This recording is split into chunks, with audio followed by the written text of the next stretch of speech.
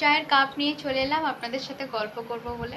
তো আজকের ব্লগটা আমি শেষ করে দিয়েছি অবশ্য, কিন্তু ভাবলাম যে একটু গল্প করি আর কি। আসলে বিকেলে সেরকমভাবে কোথাও বেরোই না, ঘরেই থাকি, একটু পড়ানো থাকে আমার। তো পড়িয়ে উঠে একটু চাটা খাই আর বসেই থাকি আর নিজের টুকটাক পড়াশোনা করি আর কি। আর সেই জন্যই একটু বোর হয়ে যায়, তো ভাবি একটু ইভিনিং ওয়াকটাকে যাব, কিন্তু এই বর্ষাকালে না এত সাপখোপের উপদ্রব, সেই জন্য আর যেতে ভালো লাগে না।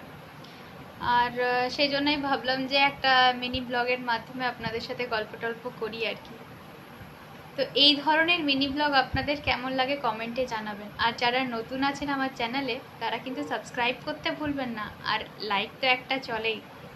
ঠিক আছে, তাহলে আজকের মতো টাটা।